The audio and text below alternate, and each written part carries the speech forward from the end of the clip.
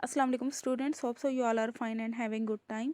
तो आज जो हम टॉपिक देखेंगे वो क्या है, test and debug the program. तो जो प्रॉब्लम सॉल्विंग मेथड है उसका एक बड़ा इंपॉर्टेंट स्टेप ये टॉपिक है, राइट। अच्छा, और ये जितना इजी है ये उतना ही इम्पोर्टेंट है, तो इसको आपने बहुत अच्छे से समझना है और इसकी डेफिनेशंस वगैरह बहुत अच्छे से याद करनी है और उसका कॉन्सेप्ट्स भी आपको ना अच्छे से क्लियर होना चाहिए, राइट। तो चलें स्टार्ट करते हैं। This stage requires evaluating the program to verify that it works as desired। अब ये जो प्रोग्राम को टेस्ट करने का प्रोसेस होता है ना, इसमें हम क्या देखते हैं, हम प्रोग्राम को एवेलुएट करते हैं, असेस करते हैं। ये एवेलुएट का इंग्लिश में मतलब होता है असेस करना। आप ये आसान लफ्ज़ों में कह सकते हैं टेस्ट करना, चेक करना। इस स्टेज में हमें इस बात की ज़रूरत होती है प्रोग्राम को टेस्ट करने के स्टेप पर कि ये जो प्रोग्राम है क्या ये हमारा काम वैसे काम कर रहा है जैसा हमने क्या कहते हैं कि जैसा हमारे माइंड में था, जो सॉल्यूशन क्या हम चाहते थे या जिस तरीके से ये प्रोग्राम जो है काम करे या आउटपुट प्रोड्यूस करे, क्या जो हमारा प्रोग्राम है ये वैसे काम कर रहा है या नहीं कर रहा। ये टेस्ट के प्रोसेस पे होता है। मीन्स हमने प्रोग्रामिंग कर ली, कोड वगैरह लिख लिया, अब उस कोड को या प्रोग्राम को हम रन करते हैं, चेक करते हैं, टेस्ट करते हैं कि आया कि ये ठीक तरह काम कर रहा है या नहीं कर रहा। Don't rely on just one test case. अब क्या है कि ये नहीं है कि आपने सिर्फ एक दफ़ा उसको टेस्ट कर लिया, एक दफ़ा उसको चेक किया एग्जीक्यूट करके, हाँ जी ये ठीक तरह से काम कर रहा है तो बस उसको छोड़ दिया। No, run the program several times using different sets of data, making sure that it works correctly for every situation provided in the algorithm. अब ये है कि आपने प्रोग्राम को एक दफ़ा नहीं बल्कि सेवरल टाइम्स, सेवरल्स मीन कई दफ़ा, आपने उसको कई बार प्रोग्राम को रन करना है और डिफरेंट सेट्स ऑफ डेटा के साथ रन करना है।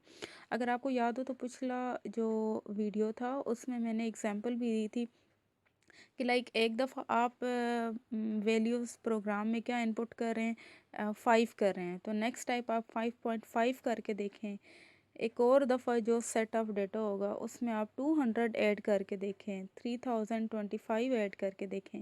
और जब आप मुख्तलिफ़ किस्म के सेट्स ऑफ डेटा या वैल्यूज़ जब आप उसको उसके साथ प्रोग्राम को रन करेंगे तो फिर आपको पता चलेगा कि ये जो प्रोग्राम है ये हर उस सिचुएशन या हर उस केस के लिए दुरुस्त तरीके से काम कर रहा है जो कि एल्गोरिदम में प्रोवाइड किया गया है। मींस ये नहीं है कि एल्गोरिदम में ये है कि प्रोग्राम जो है वो डेसिमल नंबर्स के साथ भी ठीक तरह से काम करेगा और होल नंबर्स के साथ भी। तो अब ये है कि होल नंबर्स के साथ तो प्रोग्राम जो है वो आउटपुट ठीक दे रहा है, लेकिन मे बी वो डेसिमल नंबर्स जो हैं उसके साथ वो करेक्ट या प्रॉपर आउटपुट प्रोड्यूस नहीं कर रहा, प्रॉपर रिज़ल्ट नहीं दे रहा।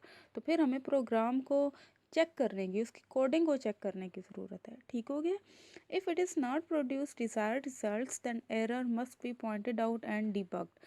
और अगर प्रोग्राम जो है वो हमारे मतलूबा नताइज या हमारे डिज़ायर्ड रिजल्ट्स प्रोड्यूस नहीं कर रहा, मींस उसका जो आंसर है, जो उसका रिज़ल्ट है वो वैसा नहीं है जैसा हम चाहते हैं और उसमें एरर्स हैं, उसमें गलतियां हैं, तो उन एरर्स को हमने ढूंढना है और उन एरर्स को हमने डिबग करना है, मींस ख़त्म करना है या ठीक है।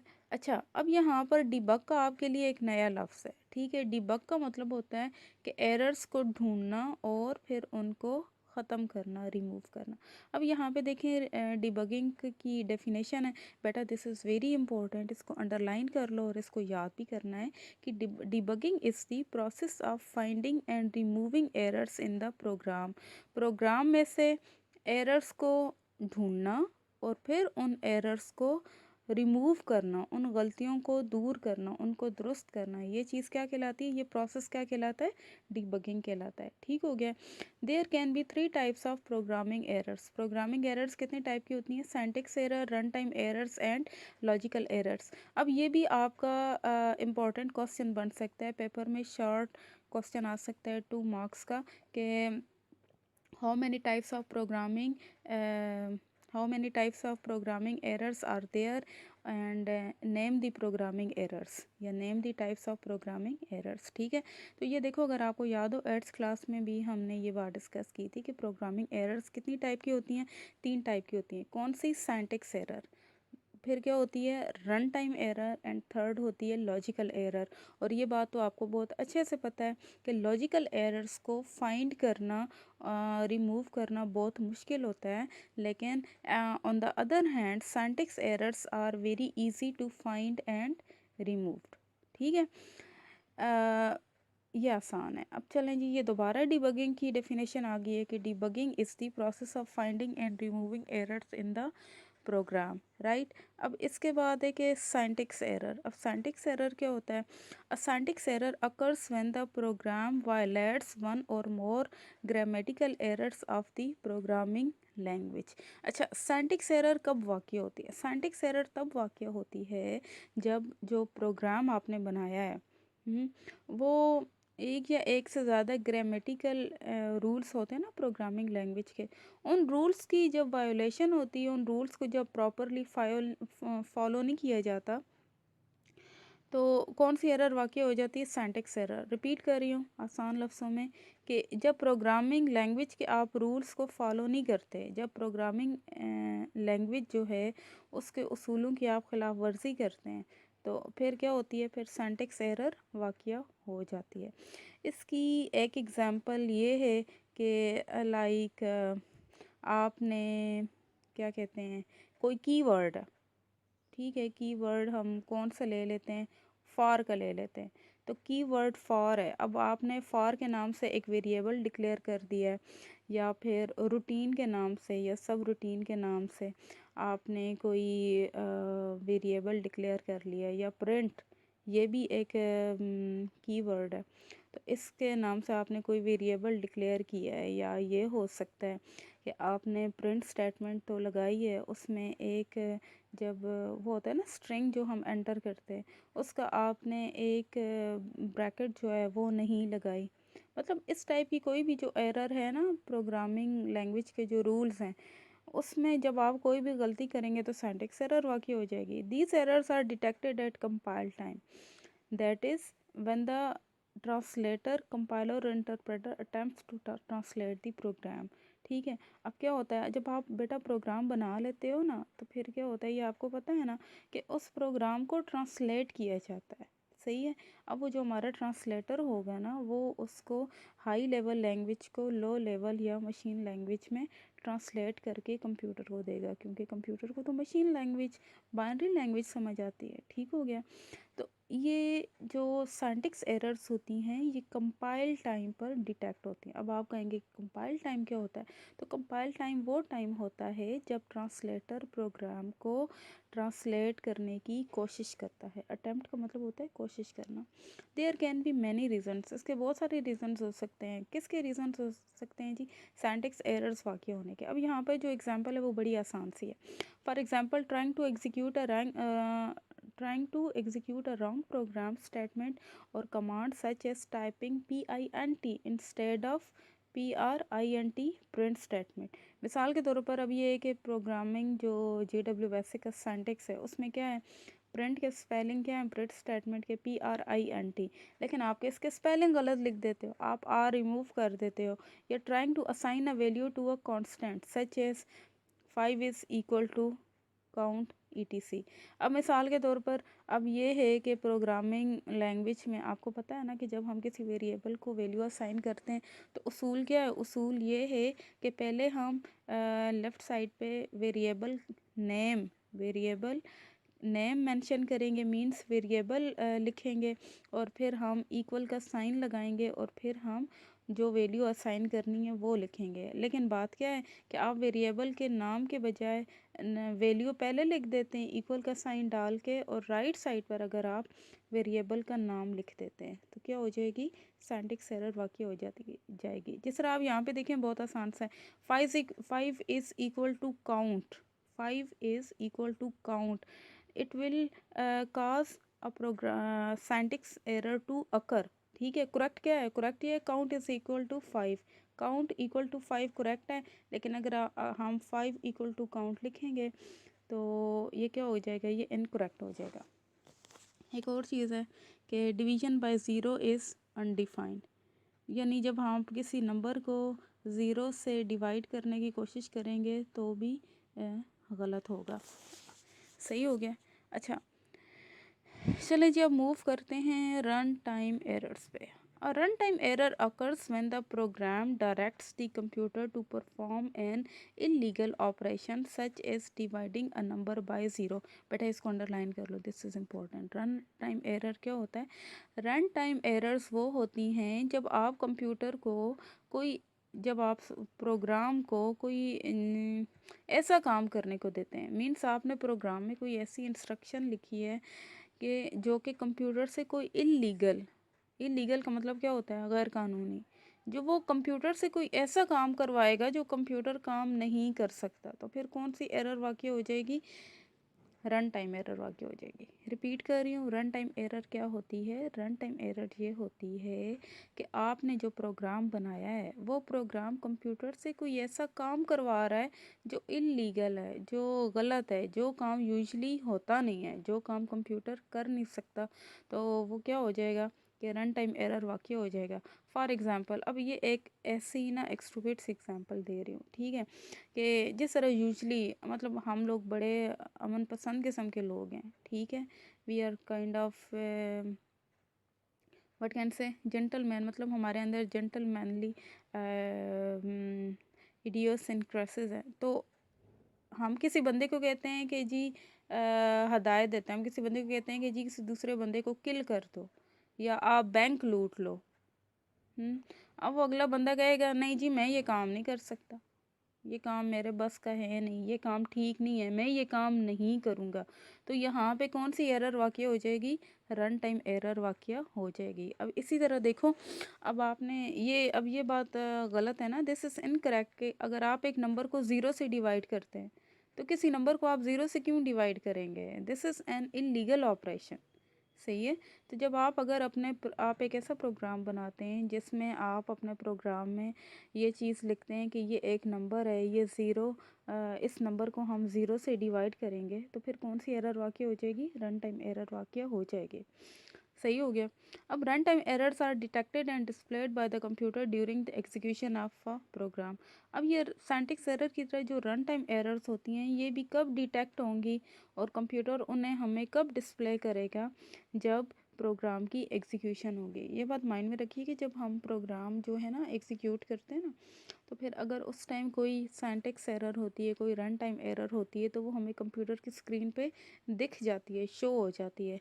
वो वाली जो लाइन होगी ना वो हाईलाइट हो जाएगी कि यहाँ पे एरर वाक़या हो गया। When a run time error occurs the computer will stop executing the program and may display a diagnostic message that helps in locating the error. अब ये कंप्यूटर जो है ना ये बड़ा अच्छा है। ये कैसे अच्छा है कि जब कोई रन टाइम एरर वाक़या हो जाएगी तो कंप्यूटर ने उसी टाइम काम प्रोग्राम को एग्जीक्यूट करना छोड़ देना है।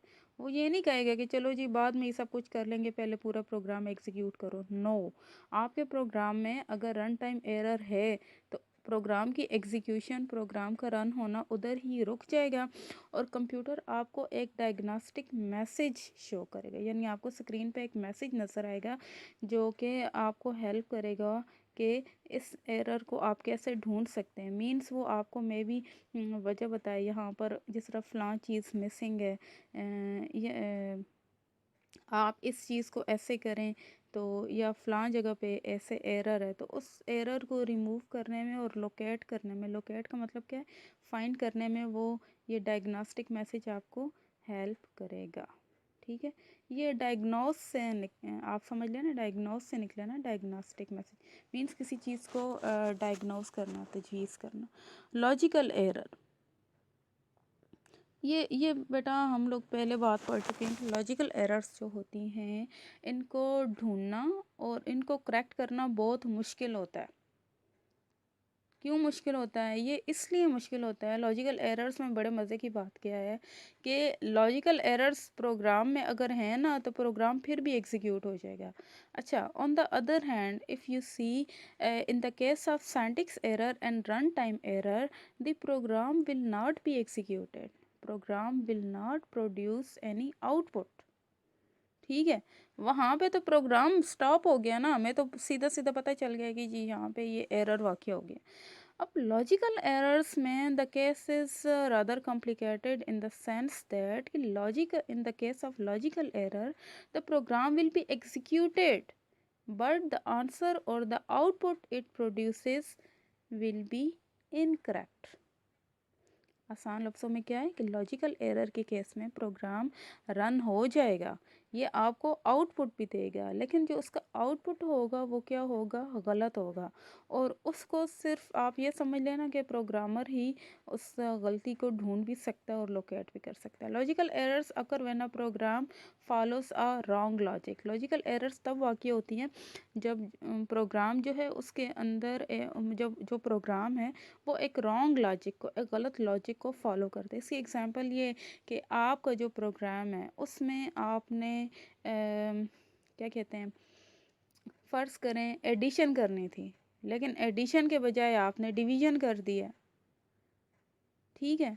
इसी तरह फ़र्ज़ करें वो जो पाई का फार्मूला या समथिंग आप कुछ ऐसी चीज़ लगा रहे हैं, तो वो क्या है, वो 22 डिवाइडेड बाय 7 होता है ना, तो आप 22 डिवाइडेड बाय 9 कर दें। अब क्या होगा, कंप्यूटर जो है वो तो 22 को 9 से डिवाइड कर देगा, लेकिन देखो फार्मूले का हिस्सा क्या है, 22 डिवाइडेड बाय 7 होता है ना, तो वो क्या करेगा, जो आउटपुट होगा वो गलत प्रोड्यूस होगा, जो आंसर होगा वो गलत होगा। इसी तरह आपने एक काम करना है, आपने जी एडिशन करनी है, आपने करनी एडिशन थी, लेकिन आपने उधर जो साइन लगा दी है, वो साइन आपने या सिंबल जो है वो आपने क्या कहते हैं, डिवीजन का लगा दिया, डिवीजन ऑपरेटर जो है ना वो आपने लगा दी है। ठीक है? अब क्या होगा कि जो आपका आंसर होगा वो तो डेफ़िनेटली गलत हो जाएगा। The translator, compiler or interpreter does not report any error message for a logical error. ये बात हम पहले कर चुके हैं कि जो ट्रांसलेटर होगा ना वो किसी किस्म का भी एरर मैसेज लॉजिकल एरर के केस में नहीं देगा। वो आपको कोई एरर मैसेज स्क्रीन पे शो नहीं करेगा। These are the most difficult errors to locate. Locate का मतलब होता है फाइंड करना। तो ये बात मैं आपको पहले बता चुकी हूँ कि जो लॉजिकल एरर्स होती हैं ये सबसे मुश्किल होती हैं। क्या मुश्किल होती हैं, इनको फाइंड करना मुश्किल होता है। Logical errors can be identified by just looking at the round output of the program. अब लॉजिकल एरर के केस में प्रोग्राम आपको आउटपुट तो देगा, लेकिन वो आउटपुट गलत होगा। अब आपने उसके आउटपुट को देखना है, तो फिर ही आपको शायद पता चल जाए कि जी यहाँ पे ये एरर वाक़या हुई है। आप एरर को आइडेंटिफाई कर सकते हैं, शनाख्त कर सकते हैं। Logical errors can only be detected by thoroughly testing the program होगा। Observing all variables closely and testing each path of logic. अब ये लॉजिकल एरर्स को आप कैसे रिमूव कर सकते हैं कि जी आप बड़े गौर से प्रोग्राम को देखें, उसमें आप बहुत कीनली जो है जितने वेरिएबल्स आपने यूज़ किए हैं आप उनको भी देखें, और फिर आप बार बार प्रोग्राम को टेस्ट करें और test each path of logic flow in the program. और प्रोग्राम में जो लॉजिक फ़्लो है, लॉजिक फ़्लो से मुराद क्या है कि पहले हमने ये काम किया, उसके बाद सेकंड स्टेप क्या है, सेकंड के बाद थर्ड स्टेप क्या है। तो जब आपने उस लॉजिक फ़्लो को प्रोग्राम में चेक करना है, फिर कहीं जाके शायद आप लॉजिकल एरर जो है उसको लोकेट या फाइंड कर सकें और रिमूव कर सकें। ठीक हो गया, आज के लिए इतना ही। इसको आपने अच्छे से समझना है, बहुत आसान है, और ये डेफिनेशंस जो हैं अंडरलाइन करनी है। एंड कोई बात नहीं समझ आई तो मुझसे पूछ लें। Thank you. अल्लाह हाफिज़।